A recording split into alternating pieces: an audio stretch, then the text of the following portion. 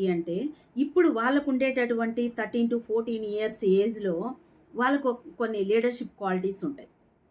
అంటే మనం ఎలాంటి వాళ్ళతో టైం గడపడం వలన, టైం ఇన్వెస్ట్ చేయడం వలన మన వాల్యూ అనేది పెరుగుతుంది అనే సందేహం వచ్చేటటువంటి ఏజ్. అప్పుడు మనం చెప్పడానికి అంటే చాలా చెప్పామనుకో, ఇప్పుడు పిల్లలు కూర్చొని అంతెవరు వినరు.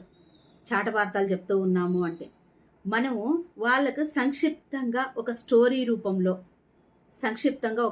రూపంలో కానీ, లేదు ఇంట్లో ఏదైనా ఎగ్జాంపుల్స్ చూపించి థింగ్స్ చెప్పడం వల్ల కానీ బాగా అర్థం చేసుకుంటారు. ఇక్కడ మనం ఒక స్మాల్ స్టోరీ చూద్దాం. ఒక అబ్బాయి ఈ క్వశ్చన్ ఒక తండ్రిని అడిగినప్పుడు, నానా, ఈ రాయి ఎందుకు ఇంట్లో ఎప్పుడు ఇక్కడ దేవుడి దగ్గర పెట్టేసి ఉంటారు మీరు? ఈ రాయి వాల్యూ ఎంత అని అడిగాడంట. అడిగినప్పుడు, సరే నీకు ఇప్పుడు ఈ డౌట్ వచ్చింది కదా, ఇప్పుడే క్లియర్ చేద్దామని చెప్పేసి ఆ రాయి తీసుకొని ఫస్ట్ వెజిటేబుల్ మార్కెట్కి వెళ్ళమన్నాడంట. వెజిటేబుల్ మార్కెట్కి వెళ్ళి, ఈ రాయి ఎవరన్నా కొంటారా అని అడిగారంట. అడిగిన తర్వాత అందరూ ఒక ఇద్దరు ముగ్గురు వచ్చేసి, అవును మేము తీసుకుంటాము, ఒక 20 రూపీస్ ఇస్తాము, ఇవ్వండి అని అడిగాడంట. కానీ వాళ్ళ నాన్న ఒక కండిషన్ పెట్టారు, ఎవరు ఎక్కడ అడిగినా నువ్వు సేల్ చేయకూడదు, దాన్ని నాకు వచ్చి చెప్పాలి అని చెప్పాడని. అప్పుడు ఇంటికి వచ్చి, నాన్న 20 రూపీస్ అడిగారు అని. సరే, మర్నాడు వచ్చి వేరే దగ్గర ఒక మంచిగా ఒక ప్రోగ్రాం జరుగుతూ ఉంది. అంతా హ్యాపీగా ఉండేటటువంటి టైంలో అతన్ని ఒక షాపు ముందు నిలబడమన్నాడంట.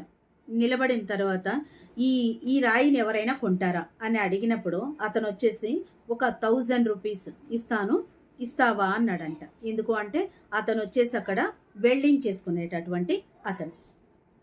అనిన తర్వాత మళ్ళీ పరిగెత్తుకుంటూ తండ్రికి వచ్చేసి, 1000 రూపీస్ ఇస్తానన్నారు నాన్న అన్నాడంట. సరే రేపు ఇంకొక పని చేద్దాంలే అని చెప్పేసి వజ్రాల వ్యాపార దగ్గరికి పంపిస్తాడంట. వజ్రాలు అమ్మేటటువంటి షాప్ దగ్గర పోయి, ఈ రాయిని నేను అమ్మాలనుకుంటున్నానని బయట నిలబడి అడుగు అని చెప్పాడంట. అప్పుడు అక్కడికి వెళ్ళిన తర్వాత, నువ్వు దీన్ని ఎందుకు అమ్మాలనుకుంటూ ఉన్నావు, ఇది నాకు అమ్ముతావా అని చెప్పి చాలా బార్గాని చేసి, ఒక వాల్యూను దీనికి కట్టలేము, దీనికి వెలకట్టలేము, ఇది నాకు ఇస్తావా, నీకు ఏం కావాలంటే అది ఇస్తాను అంటాడంట. అప్పుడు తండ్రిని కొడుకు 3వ రోజు అడుగుతాడంట, నానా, ఈ రాయిని మనం ఏం చేంజ్ చేయలేదు, ఇదేమో ఒకటే, కానీ వెజిటేబుల్ మార్కెట్ దగ్గరకు వెళ్ళినప్పుడు దీని వాల్యూ 20 రూపీస్ అన్నారు. నేను బహిరంగంగా ఒక మార్కెట్ దగ్గర ఒక ప్రోగ్రాం దగ్గర పెట్టినప్పుడు దీన్ని 1000 రూపీస్ అన్నారు.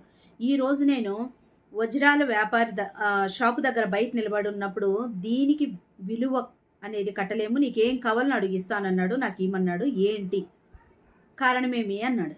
అన్నప్పుడు, నాన్న, అది వస్తువు మాత్రం ఒకటే, కానీ స్థాన బలము, మనం ఎవరి దగ్గర ఉన్నాము దాని విలువ ఎవరికి తెలుసునో వాళ్ళకి అది అద్భుతంగా కనిపిస్తుంది. కాబట్టి నీవు ఎవరి దగ్గర ఉంటావు అదే నీ వాల్యూ. నీ ఫ్రెండ్సే మన ఫ్రెండ్సే మన జీవితాన్ని డిసైడ్ చేస్తారు అని చెప్తారు కదా. అలాగా మనం ఎక్కడున్నాము అనేటటువంటిది చాలా ఇంపార్టెంట్. ముందు వీడియోలో ఒకటి చూసాం మనం, ఒక స్మాల్ ఎగ్జాంపుల్ నెక్స్ట్ వీడియోలో కూడా చూద్దాం.